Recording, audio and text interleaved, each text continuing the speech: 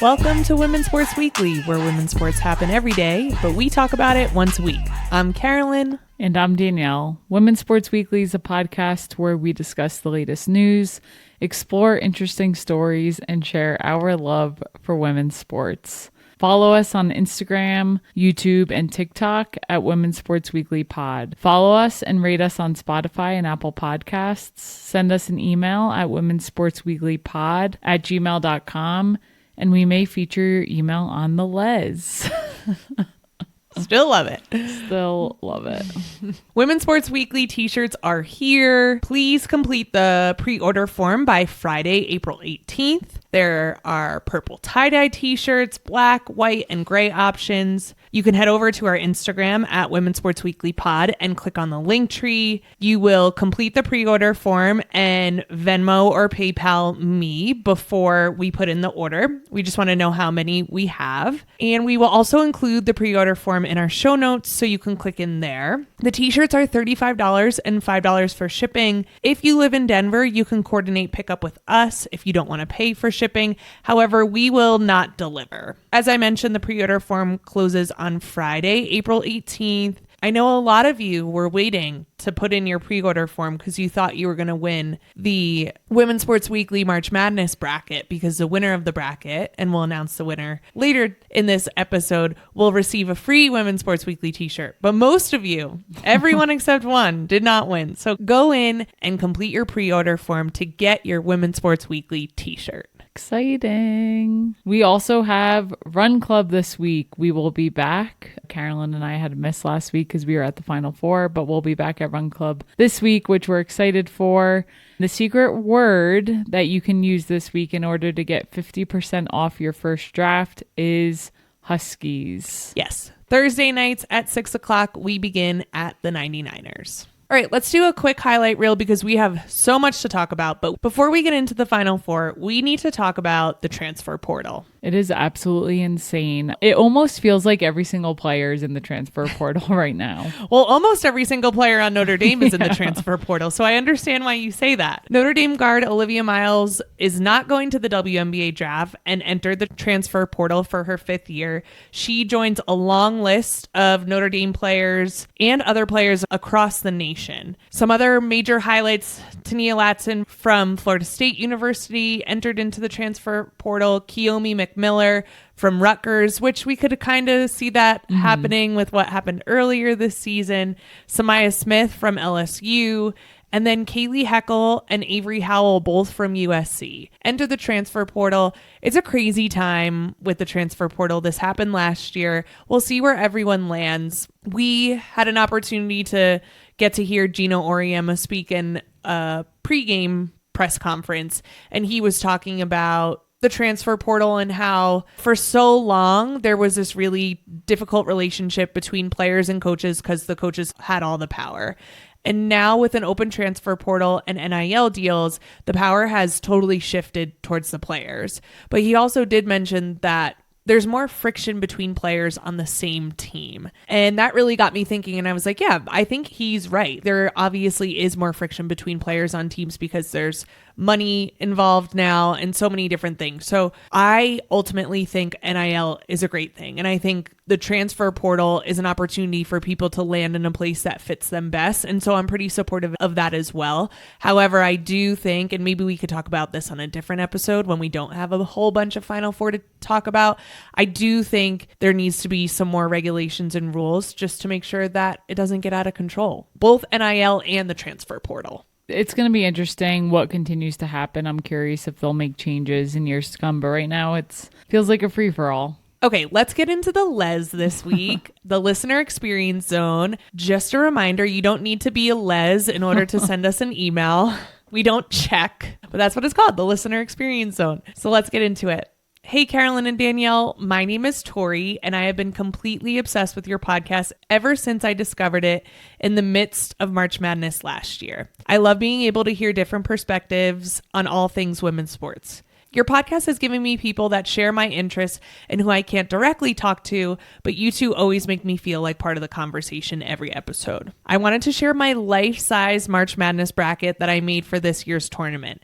It has been so fun each game getting to move up my favorite teams these past few weeks. And quite honestly, it's pretty sick wall decor. I included a picture of my bracket, and I know that you two love your Gamecocks, but for me, it's go Huskies! Exclamation, exclamation, exclamation. Thank you so much for spreading so much light on all the women's sports every week, Tori. I love this email. First of all, Tori has been such a great listener and supporter of us, so thank you, Tori. And this bracket is so sick. We're going to post a picture to our socials of it, but covers Tori's entire wall. I'm so upset that the Gamecocks lost, but very excited for Tori that she could move her Huskies along. For sure. Thank you, Tori, for reaching out. I'm honestly inspired to make this wall decor for our house next year. I absolutely love it. We'll take down our wedding photo and we will make a life-size bracket here.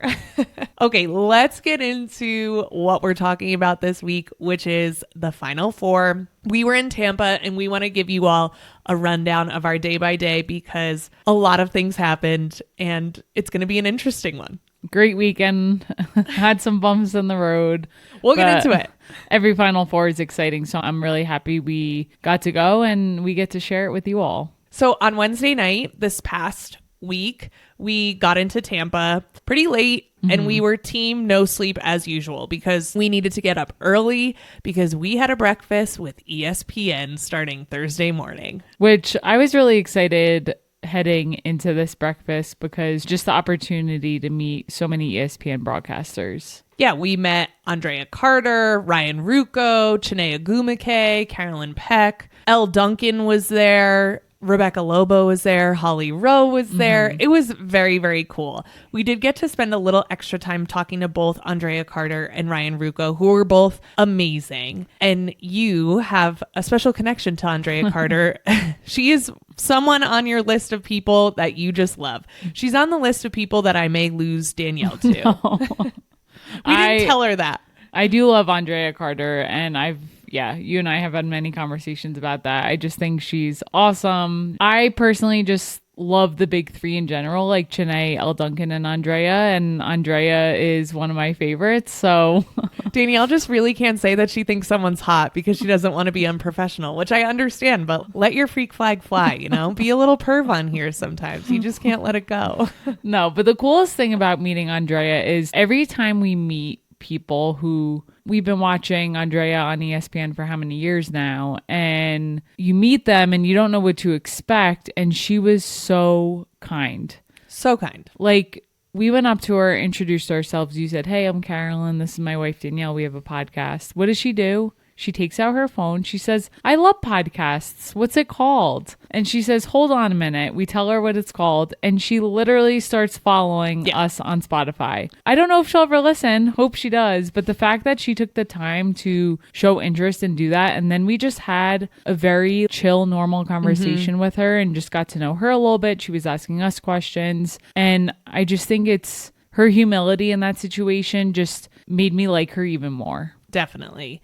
We're learning more and more. We get starstruck easily, which to a point, I never want to lose that. Like, I always want to be a fan. And these people are people, and they've just been so gracious with their time. On top of that, some of the people who listen to us every week don't even follow us. So the fact that she took out her phone and gave us a follow was so nice. Yeah, it was awesome. So speaking to her at the start of breakfast was a great start to the day. And then we went over to Ryan Ruocco, another person who was just so cool to speak to. Yeah, just wanted to talk basketball with us, which was so nice. And I think people can sense nervousness too. So they're like, if these people are in the media, they know about basketball. So I'm just going to talk basketball with them, and just made us feel so comfortable. And we're like, yeah, we can talk basketball all day. Even seeing him later in the day and giving him a smile and him saying, "Hey guys," like just so chill and nice was very cool. We briefly spoke to Chiney Ogwumike and Carolyn Peck, also very nice. Those conversations were a little shorter. There were a ton of media in there, so it's not like we had a ton of time with these people, but very cool. Standing right next to Holly Rowe, who literally is on the TV screen every time I turn on any sporting event. Anything. Like, it's just unbelievable to be in the same room as some of these people. I don't want to take that for granted. We were lucky enough to get a media pass for the Final Four and got to do a lot of cool things. And we went on to that breakfast, and then we got right into practices and pregame press conferences with coaches, and then got to go into the locker rooms and interview whoever we wanted, just walk up to them and just start. It was crazy. This was not Unrivaled. The media compared to Unrivaled must have been times 600. That's not even an exaggeration on my part. Not at all. I felt like in every situation with other media, I was fighting for my life to get one-on-one time with someone, or just to establish a place online to speak with someone. It felt like we were at war with these people. People were trying to cut us off in the locker rooms, and big cameras on their shoulders. It was just a very eye-opening experience. And while it was stressful for us, I'm excited to see that so many people are showing interest in the women's NCAA tournament. And I know Gino was quoted in one of the press conferences that that's the most women he's seen in a press conference. And it's like little things like that just show how much the game is growing. Definitely. And we learned a ton. We learned so much this past weekend as media. And also we learned about ourselves. Like, neither of us love to be in a crowded room with a bunch of people trying to fight our way through. I can do it. The New Jersey in me comes out, but it's not where I feel most comfortable. Yeah. And I kind of just tell you to take care of it, because I probably won't be doing that. I don't know where the jersey got lost on me. You're like, maybe we should just let them go. And I was like, no, we've been standing here for 10 minutes and they just walked up. They're not getting the next question. So yes, we fought to make sure that we have some interviews to share with you all. But let's talk about some of the practices we saw. So one of the first practices we jumped in on was Texas. And we watched Texas practice, and I looked to you and I said, Texas is winning a national championship. I thought the same thing. When you meet these players in person, they are just so much bigger than they look on TV. And the strength, like, I was looking at Shea Holly. Now, Shea Holly's not that tall. Like, she's a guard. Her quads are quad so muscular. I was just like amazed. And it's something you don't see on the TV screen, but when you're 2 feet away from someone, it's like, oh my God, you were just so fit. Taylor Jones on Texas, massive. In the best way. Yeah. In the best way. So tall and strong. Kyla Oldacre. It's just, again, the bodies on these players just continue to amaze me. You know what they say. Everything's bigger in Texas. That's what I was thinking the entire time I was watching them. They also practice at such an intense pace. They weren't running crazy. Just the drill that they were doing was very intense. The way that they were talking to each other, the way that the practice players were getting involved, it was very intense. And I was like, if they're practicing like this, there's no way that they're not winning a national championship. They obviously didn't, but I was just amazed that that's what it looked like. We as media were able to see the first 15 minutes of the practices. The drill Carolyn is speaking about literally happened in the first 15 minutes. And it's like, how do you even get to that point that early in practice that you're working that intensely and that hard together? It was very interesting. And I also in that moment was like, how does anyone beat this team? Yeah, they look great. Also, I love that all of the Texas players had on A1s. They all had the Asia Wilsons on, which was just so great. I feel bad. South Carolina can't wear the A1s because they're sponsored by Under Armour, and Asia Wilson's deal is with Nike. But the Texas players had them on and were practicing in them, which I just thought was a really cool thing. The other thing that I wanted to mention in the practices that we saw and the time with the players. So we got time with the players in the locker room. We talked a little bit about how overwhelming it was. I can't imagine what it was like for the people who were in the Final Four for the first time, for the freshmen in the Final Four, for the players, the teams that were making it to the Final Four for the first time, because we were overwhelmed. And I was just like, these players must be so overwhelmed by the amount of media, the speed at which the day goes. People are coming in, they're flying out. Some of the media just want to talk to you for what they need, and that is it. And some are a little bit curt. Things just happen really, really quickly. And I felt bad for the players because I was like, this must be a lot for them. And as media, we were given about 20 minutes in each locker room. And these locker rooms are not that big. Media starts lining up down the hall. And once the time hits, they allow media to go towards the locker rooms. People are speed walking towards the locker rooms to get to the players they want to get to. And then you're just crowded in this space. I as well was thinking being a player in this situation has to be so overwhelming. Yeah. And there were some players who embraced it and had so much fun with it. There were players who were in between. And then there were some players you could tell just were not enjoying that situation. Yes. So that was also interesting to see the dynamics between how different players responded to the media versus others. Yeah, and I would say that one's not worse or better than the other, right? Yeah. Like it's like an introvert stream or an extrovert stream. And that was definitely an extrovert stream. And the introverts must just be like, oh boy, this is a lot of energy in a room. Yeah. And another thing I noticed, the players who don't get a lot of playing time were not getting any attention by the media. And that broke my heart a little bit. And I get it. And at the same time, I was like, oh, that has to be so difficult to just be sitting there watching your teammates get all this attention. And you're just sitting there with no one talking to you. Like that was insane to me as well. I know. We're both empaths. So we were like, should we go and talk to so-and-so? Like they're just sitting there and it just feels horrible. Like it shouldn't be like that. Everyone contributes to a team. And the sad part is that media brings attention and brings in money. And in order for your media to do well, you need to have certain players in it. We've talked about it before on this podcast. If we mention Caitlin Clark's name on this podcast or put her in the title, we're going to get more listens just by doing that. And so there is this business part of it that just seems cruel sometimes. Yeah. No, I definitely agree. And that part was hard for me to say. We mentioned that we learned some things. So we got to talk about the ticket debacle. And if we sound too cringy in this, I'm going to take it out. But I think we can, can talk about it. And I don't think we need to dive into this too deep. But as part of our media credentials, we were told we were going to get seats at the game. And we were under the assumption that they would be pretty close to the court. Which was a bad assumption, I think, on our part. And also, we already had tickets to the Final Four. We bought tickets already in advance for both semifinal games and the championship. So we did not go, we're going to get these media passes and then we're going to have a free weekend. That's not how this works. We always pay our way to get places. Yeah. And we were like, we're going to have these tickets. But then we were looking through the media packet and it kept saying, you're going to get seating. There's 2 areas where the seating could be. We were like, okay, I guess we should sell our tickets for Friday. And part of it, it's so annoying when people buy tickets to games and then there's empty seats in the games. We went back and forth about this and we were like, we don't want to be those people. And if we do get these nice seats with media, would it be realistic to go sit in the seats we paid for?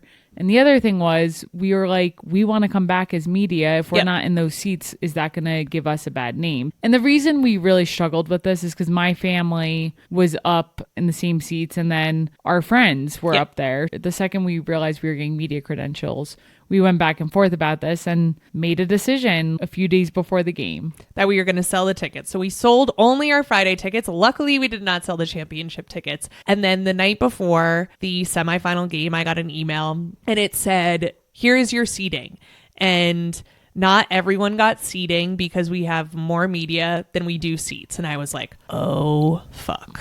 Like literally I was like, I can't believe I convinced Danielle to sell these tickets. I look and there's 1 seat for Women's Sports Weekly. So I send an email back and I'm like, hey, there's 2 of us here. Is there any possible way we can get another ticket? And they were like, so sorry, can't do it. I wanted to write back a whole sob story about how we had tickets and then we sold them and this is really not going to be great for us.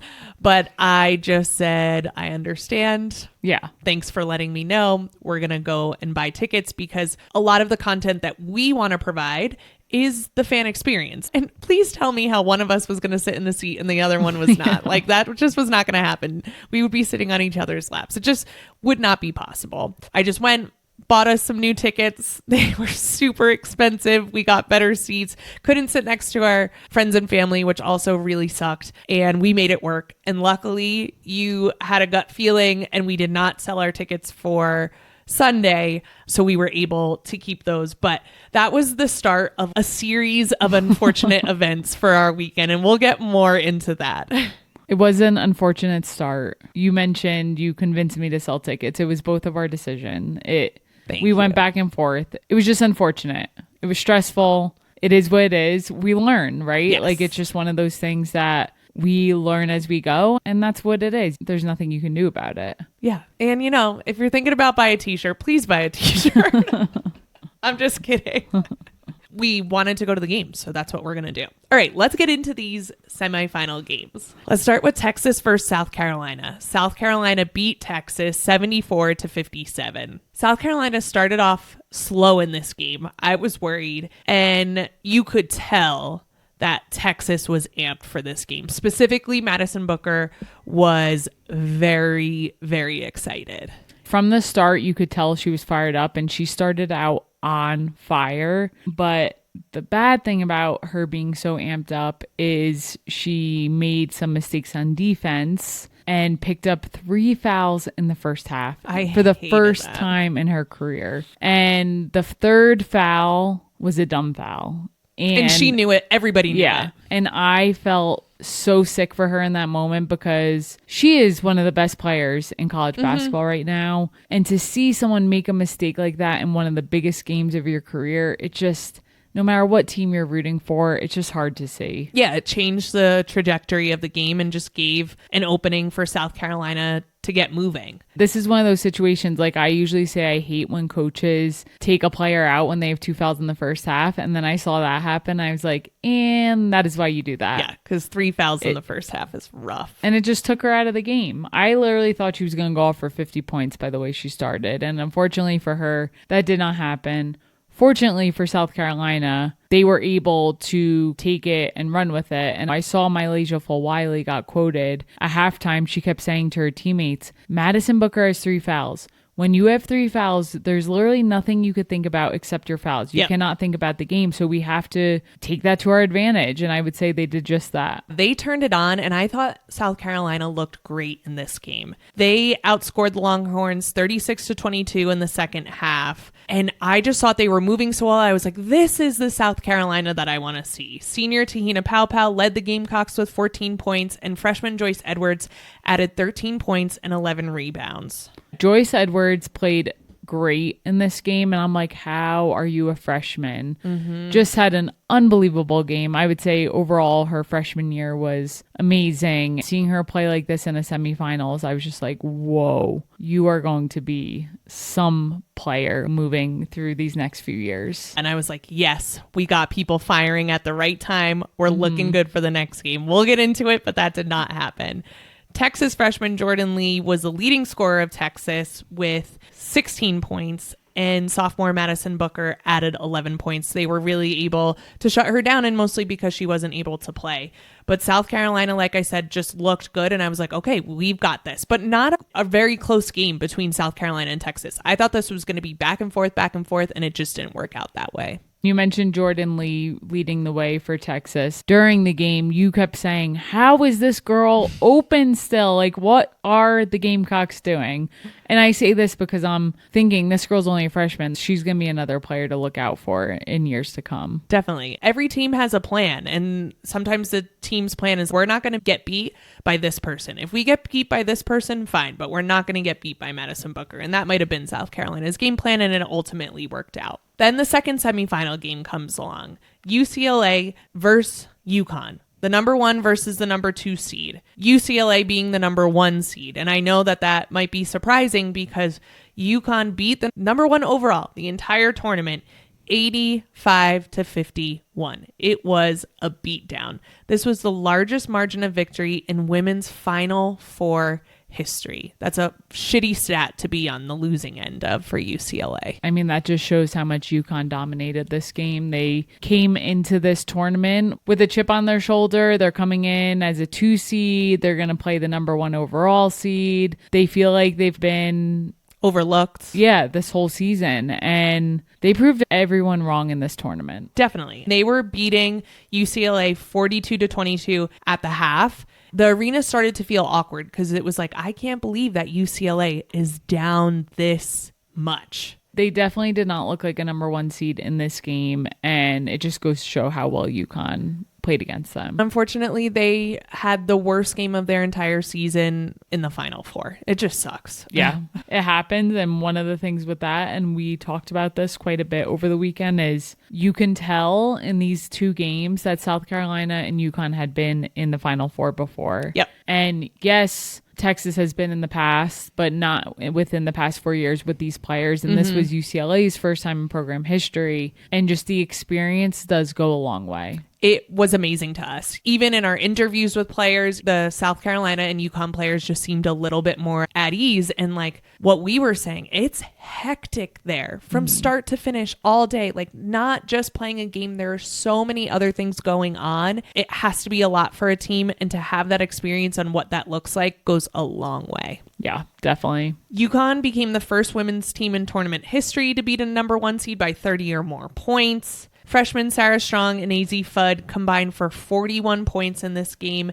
and UConn forced 19 turnovers, 14 of them in the first half against UCLA. Damn, rough. That is rough. UConn's strategy for this game was they were going to let Lauren Betts score, but they weren't going to let anyone else. So Lauren Betts, first team All-American and Defensive Player of the Year, had 26 points. She was 11 for 18 for shooting. But UConn's big three of Paige Beckers, AZ Fudd, and Sarah Strong outscored UCLA. Their combined points were 57 to 51. So if it was just those three players out there, they beat UCLA. Yeah.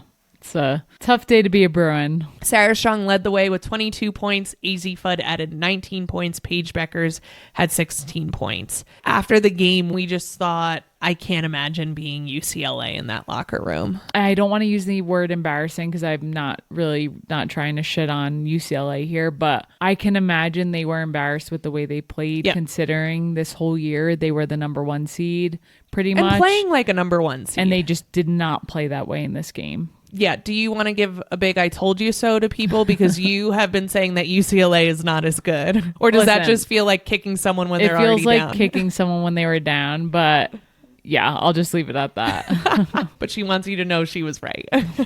The other thing that I do want to point out, in these semifinal games, we saw incredible shows of sportsmanship where opposite team members were picking up the opposite team. It was just really cool to see that, and just people having respect for each other and respect for the game. That doesn't get talked about enough. We love to talk about when benches clear and fights happen. So much sportsmanship between all four teams playing. Yeah, for sure. The other last thing I wanted to mention about these semifinal games is that the crowds were very pro South Carolina and very pro UConn. Tampa is a hard place to get to from UCLA. I think that had something to do with it. It is very easy for people to get to Tampa from South Carolina, and UConn traveled, and UConn has a huge fan base. So I was very excited for the finals matchup because I was like, this is going to be crazy because the fans are here for South Carolina and UConn. It was really cool to see the amount of fans who showed up for all teams, especially those two teams. Okay, before we get into the rest of our weekend, let's pause and do an ad for ourselves. So please rate and subscribe to our podcast. We are a small podcast. It's just me and Danielle here, and we are growing. And we want Scout. Scout is also here. That's right. But without her opposable thumb, she can't do much to support. If you like this podcast, we don't ask you to pay. We just ask you to rate and subscribe and share. We create, edit, produce this podcast ourselves. So if you want to support us, give us a positive review, share it with the people you love. And thank you to everyone who has rated the podcast. If you send us a screenshot of your 5-star rating, we will send you a Women's Sports Weekly sticker while supplies last, because we're already going through these stickers. I know. We go through them quick. I'm going to have to order some more. It's wonderful. All right, let's get into the rest of our weekend. Let's talk about Saturday, which is the day in between, and it's usually a day where we get to do something fun. And we did. We rented a boat for the day. To add on to our series of unfortunate events, the boat was an hour away and we didn't have a car, so we had to Uber there, which was tough when you have Uber drivers who want to chat the whole time. And you all can let us know if you like to chat with your Uber drivers or if you like to stay silent. We are silent people. And, just a rough start to the day. First world problems, obviously. Yeah, and we were under the impression we could choose to get picked up a little closer to where our Airbnb is. So that's why you said it's part of the unfortunate events that we are further. It's not just that we picked something an hour away. But anyways, the Uber drivers, it was a lot. I'll leave it at that. But the boat was a lot of fun. It was a beautiful day out. We drove the boat out, and apparently a lot of people know about Beer Can Island in Tampa. And we drove the boat out to Beer Can Island and anchored there and just docked up for a few hours and hung out before we headed back. But the first attempt at anchoring was a bit of a flop, and Carolyn, you had to jump in the water and get it detached from our motor. For the record, I was not the one who threw the anchor in. We won't send any names out there. But I actually forget who dropped it in. But all I know is we were panicking because we were getting awfully close to another boat that was anchored, and we couldn't do anything about it until we got our anchor free from the motor. So I always love to get in the water. I didn't know I would be getting in the water so quickly. I had to jump into the water. The anchor was wrapped around the motor of the boat. Had to make sure the motor was off. And then I was physically going underwater and ripping the anchor up to try to get some slack on it to then untangle. But I couldn't see where it was tangled, and the water just kept it like splashing into my mouth. It was a lot. And then I came out of the water, and my hand was bleeding. I was like, okay, here's the start of our day. But it ended up being a great day. We had a great time on the boat, got a little bit of some sunshine, which is like all I want in life. And what I miss most besides my family in New Jersey is water. And so an opportunity to get on the water was great for me. We drive back on the boat, and the boat ride home, the wind was going against us. And so we were just getting splashed with water, like log flume level water, for 45 minutes. Yeah. And the water was so choppy, so there was no way to avoid this. We were just getting blasted every 5 seconds with water the entire ride home. Poor Charlie literally left the back of the boat to go lay out on the front of the boat. And the second he put his head down, I mean, it felt like a tsunami of a wave pummeled him, and his phone flew out of his pocket, got waterlogged. It was just a rough ride home, but it was funny. We were all cracking up. Yes. And as a reminder, Charlie is of the Charlie and Carly couple, Danielle's sister and her boyfriend. Yes. So we get back from the boat. We take the nice long Uber ride home, and we're like, we're going out tonight. We're rallying these troops up. We were a group of 8. We had other friends we were going to meet up with, and we're like, we are going out. We know that this is the night to go out. We're doing it. On the Uber ride home, I was like, there was like a smell of smoke in the car. And I was like, that kind of made me feel nauseous, which doesn't usually happen to me. And I just figured it would go away. But I was like, that's weird. Yeah. And I'm usually very sensitive to smells. I also get car sick. And I was like, well, I didn't really smell that much smoke. And Danielle was like, I'm so nauseous from that car ride. So we go out to dinner, and Danielle's like, I'm not really feeling well. She's like, I'm just going to drink more. And I looked at her, and I was like, oh God, okay. She really wants to go out. And drink more. I will say I had a Topo Chico and a beer on the boat. And then at dinner, I had one drink, and my stomach was not improving. So I did order another drink because I was really trying to will this stomach ache away. I was like, I'm going out tonight. Took one sip of that 4th drink, was not having it. And then the food came out to the and mind you, we were on the boat for hours. This was 2 drinks in a span of 6 hours, whatever it was. The food comes out at dinner, and I couldn't even look at it. You started eating because we were splitting something, and I couldn't even look at you eating the food. And I ran to the bathroom, come back, and I was like, Cara, we got to go. Like, I'm really not feeling well. We start walking home because we went to dinner close to our Airbnb. The second we get off the property of where we went to dinner, I am projectile vomiting on someone's front lawn. So much vomit. And within a minute, I projectile vomited 3 times on this poor person's lawn. I apologize. It was mostly liquid. We won't get into too much of the details, but we're going to be talking about Danielle's sickness for quite a while now. So just, you've been warned. And I am putting on a brave face right now, but I'm still not feeling so great. Yeah, if you see Danielle yawning in this podcast or looking very white, it's because she's still recovering from the final 4 flu. Oh my God. So we get home. I immediately put shorts and t-shirt on and lay down and got sick one more time throughout the night. Then at 6 a.m. Sunday morning, I woke up to go to the bathroom. Well, let me tell it from my perspective. Okay, well, let me tell it from my perspective, and then I'll let you interject. I go to the bathroom. I'm trying to get back to the room, but I'm really like feel like I need ice water because I was really, really hot at this point. So I put some ice in a cup and I start getting extremely lightheaded and sweaty. And I was like, oh no. And obviously I was feeling very ill to begin with, but I wasn't expecting to get so lightheaded. So I sit down and I'm in there alone because everyone else is still sleeping. And now I'll let Carolyn interject because I lost my memory there for a second. So Danielle had been moving around in bed all night. I could just tell she was uncomfortable. She threw up again. And I was like, oh, she is sick. She's either got neurovirus or what we're affectionately calling the Final Four flu. The series of unfortunate events continues. And so she's been moving around a lot. So I'm trying to just kind of sleep through it. So while I'm sleeping, I hear a crash and I pop out of bed and I feel next to me and Danielle is not there. And I'm like, oh no. I knew that she had said she was afraid about passing out. And so I jump out of bed and I open the door and Danielle is lying on the ground, passed out. And I start screaming, babe, babe, babe, babe, babe, babe, babe. Your sister is sleeping in the same room as us. She's like, Danielle, Danielle. She comes running out and you pop up immediately. Pop up is a strong word, but you come back to pretty much immediately. And from my perspective, again, I lost my memory at this point. When you and Amanda were coming sprinting at me, I thought I was in bed and I thought there was an intruder in the house. And I thought you were screaming at me that I need to get up and get out to get to safety. Me waking up to you screaming my name, that is what I thought was happening. It was very scary because you were very white. You stayed on the ground for a while. We got you some rags. Your dad ended up coming out and you were just super dehydrated. And I was dripping in sweat at that point. And I was like, can someone put the air on? And my dad was like, the air is on. And you wanted me to sit up, but I had to lay back down until, I don't know, it took a few minutes for me to be able to get back to my feet and you walked me to bed. It was something.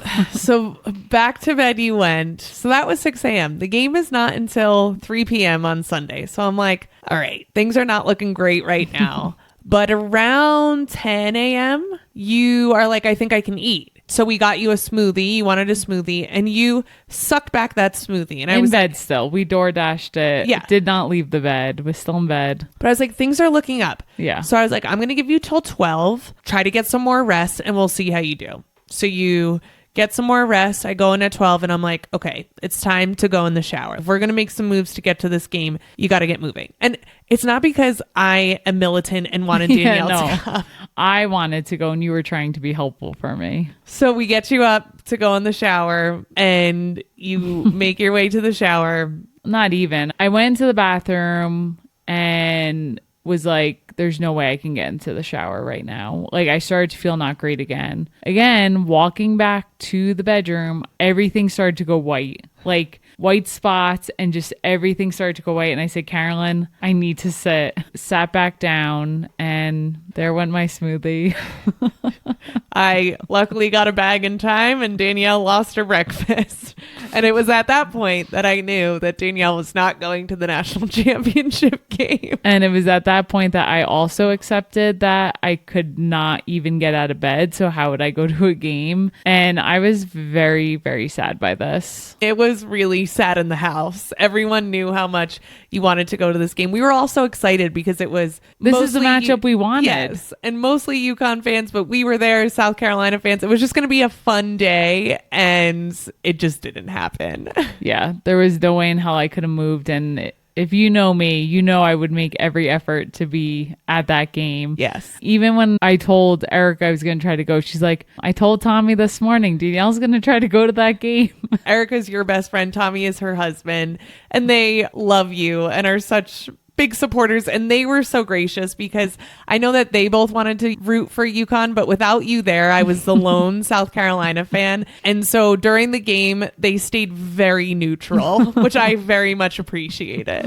Yeah, as I sat in bed. Well, Carly and Charlie helped me to the couch to watch the game from the couch. It was just sad not being. I'm like, I'm in Tampa right now, and I'm stuck in this Airbnb, sicker than I think I've ever been before. Just watching South Carolina get pummeled in this game from the couch, knowing I just couldn't be there with you all really sucked. It wasn't the same without you. and we missed having you there. And you texted me before you even got to the stadium because I was like, are you at your seats yet? And you were like, Danielle, there was a line, 20 minutes to get in the door in the blazing heat. You said you would have been hospitalized if you came. You would have been hospitalized. I will say that the management at Tampa was not the best. How they decided to get people in was not the best. They had people waiting outside because they needed to check bags, but they only had 2 bag lines. And I'm like, you're doing a women's event. Everybody here has got a bag. You actually gave out bags. They gave out fanny packs during the first night. Of course, everyone's going to have a bag. And it was just very poorly managed, but that's just me complaining. But you would not have been well waiting in that line outside in the blazing Tampa heat. No, it would have been bad. So let's talk a little bit about this game. Goes from bad to worse. UConn wins their 12th national championship, beating South Carolina 82-59. And I'm not saying it goes from bad to worse because UConn won. Obviously, I wish South Carolina won, but it was UConn put on another beatdown of a show. And this was Gino Auriemma's 12th national championship win. He now has the most NCAA titles of any coach, men's or women's, which is a huge accomplishment. The first quarter of the game was close. I was like, this is great. It's going to be back and forth. It was 19-14 after the first quarter. UConn was up. They shot 52.9% in the first quarter and just continued to take control from there. Watching this game from the TV, I was just like, what is South Carolina doing on defense? This is also kudos to how well UConn was playing. Like the amount of screens they were setting. Bree Hall started on Paige Beckers and she just kept getting lost, but she was also getting hit with screens left and right. And as a South Carolina fan, it was just frustrating to see it because I was like, what are they doing? Yeah, they look confused defensively. It just didn't look like they knew who they were on. They didn't have a set plan for the screens almost. It was poorly executed. Whatever their game plan was, it was poorly executed. They started out strong on offense. Like they hit the first few shots and then they just went cold. And I literally felt like there was a lid on the basket. They could not score. It could be one or the other, right? South Carolina can put up a great game. Maybe they don't have it on defense, but they just go off on offense, or the other way around. But you can't not have both. Right. Yeah. It really hurt them in this game. So for UConn, this was their 13th national title game appearance, which means they've won 12 out of 13. I do have to say, though, their one loss was to South Carolina in 2022. That is some record to be able to go to a national championship 13 times and win 12 of them. Yes. And I also didn't realize that this was the first time they won a national championship since 2016. So it's been quite a long time for UConn since they've won one. Definitely. Before we get into the highlights of UConn, I just want to talk about South Carolina a bit more. They struggled on both ends of the court. We were watching in different places. I really thought that Mylasia Fulwiley should have been in more in this game. I believe she only played 18 minutes. She made some early mistakes in the beginning with some turnovers. However, South Carolina needed a spark. And I think she is that spark. And I just didn't feel like she got into a groove. It's easy to look back and be like, South Carolina should have done this, should have done that. But they got to a national championship doing things a certain way. And it just, again, felt like they didn't play their best game. And South Carolina, to me, I said last week, I don't think they're a national championship team this year. And I think that we saw that. And they still do amazing things to get there, right? It just wasn't it this year. So let's talk about how good UConn was. They held South Carolina to under 60 points. That's only happened one other time this season. AZ Fudd was outstanding to me, to everyone. She was the most impressive player. She won most outstanding player of the Final Four. I was so impressed by her defense. I was so impressed by her first step on offense. I thought she was so fast. It was really great because I don't follow UConn a ton. So to see AZ do that, I was like, oh, this is what everyone was talking about. This is the AZ that everyone knows when she's healthy. So that was very cool. Her and Sarah Strong finished with 24 points each. Paige Beckers had 17. And also to add to Sarah Strong's 24 points, she had 15 rebounds and 5 assists. 11 of those rebounds were in the first half, and AZ Fudd was being interviewed by Holly Rowe at halftime. And when Holly Rowe said that Sarah had 11 in the first half. AZ just her eyes widened because that is a lot of rebounds. Yeah. So for a freshman to be able to do that is truly something special. Sarah Strong is going to be unbelievable.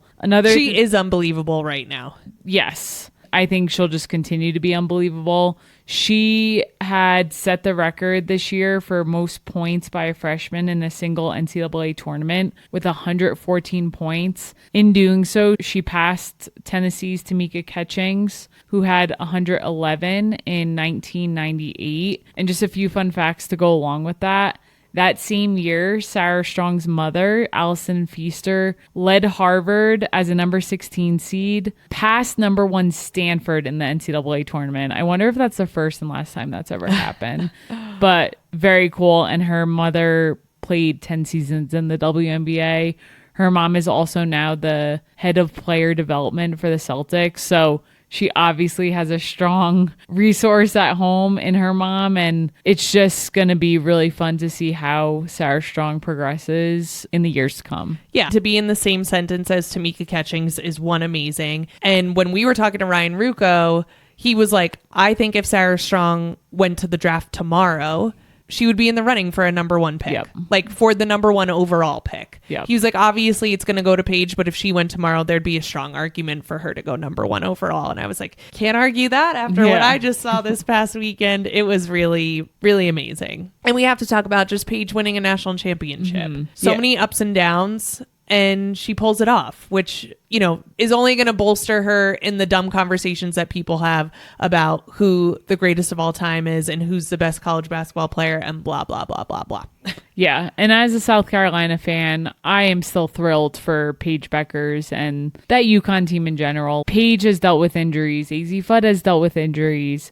Aubrey Griffin, who doesn't get much playing time, has dealt with injuries. Like, I feel like that team has just been cursed with so many injuries over the years, and it was just nice to see Paige end her college career on top. Do you think we had a series of unfortunate events that we absorbed from UConn so that they did not? Maybe. We took it all from them. We took all that bad juju and just took it for the weekend so that they could go on and win. And for your dad. We weren't even cheering for them. We did it all for your dad. Yes.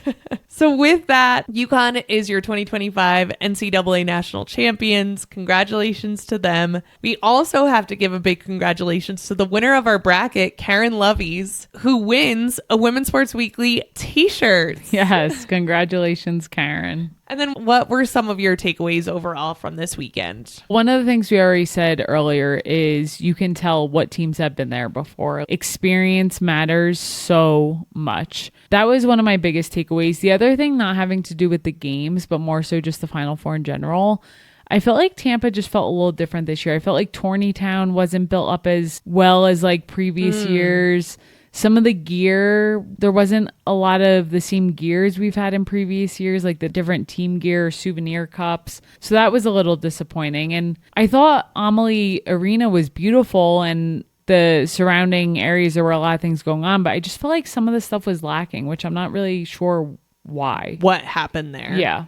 Obviously, there's a huge budget for the men's tournament, and it's like, what are we doing now? And I'm like, is it because Caitlin Clark left that we're just getting not as many things? I don't think that's it, though. Yeah, I don't know what it is. Last year in Cleveland, we got into the airport, and there was Final Four stuff everywhere in the airport. We saw it on one door. Yeah, in it Tampa. Just wasn't, the marketing just wasn't built up as much, which I thought was weird. That was interesting. The other thing that I noticed is, and this is such a cliche, but like it really does not matter how you do all season. It matters how you do in the tournament. UConn just crushing people by 30 points throughout the tournament should have been a clear sign that they were headed for a national championship. For sure. And then although it felt like maybe the NCAA was not doing as much for the tournament, I thought Tampa was a great host in the sense that the weather was beautiful. I would love if we only had Final Fours in beautiful places moving forward. Yeah, because we were in Cleveland, Ohio last year, and sorry, Cleveland, just wasn't it for me. Sun and boats is where we want to be. Yes. Which brings me to next year. It will be in Phoenix, Arizona, which count me in. Yes, we'll be there. Hopefully Final Four flu free. Yeah, please. I never need to go through that again. We need to get you to bed. So what are you looking forward to this week, Dee? This surprises me every year, but just in a week. So a week and a day after the national championship, we have the WNBA draft. So the 2025 WNBA draft will be on Monday, April 14th at 7:30 p.m. Eastern on ESPN. Looking forward to it. Our prediction is, and most likely going to happen, Paige Beckers is going to the Dallas Wings to play with Enrique Gumbawale, so I'm excited for that. Dejanay's there. It's going to be a fun little team. It will be fun. What do you think Paige is wearing? Give me a color prediction. She wore white last year as a spectator. That white suit, Louis Vuitton suit, was perfection as a spectator. Yeah, does she go white again? I have no idea. What do you think? I think she might go red. But I would love if she did white again. I thought she looked great in it. Well, if anyone else has predictions, yeah, red's going to be my prediction. All right. What are you looking forward to? Let's talk a little bit about soccer. Like I said last week, we will get back into regular sports beginning next week, but let's give you a little taste of soccer. The second friendly between the U.S. women's national team and Brazil is today, Tuesday, April 8th at 10:30 p.m. Eastern time, which is way too late, on TBS and True TV. The U.S. women's national team is coming off a 2-0 win last Saturday over Brazil, so hoping we can keep this momentum going. Like we mentioned last time, this is a gold medal rematch. That is it for this week. We will see you next week on Women's Sports Weekly. In the meantime, watch women's sports. Rate and subscribe to the pod on Spotify, Apple, and YouTube. Share the podcast with your friends. Thanks for joining us.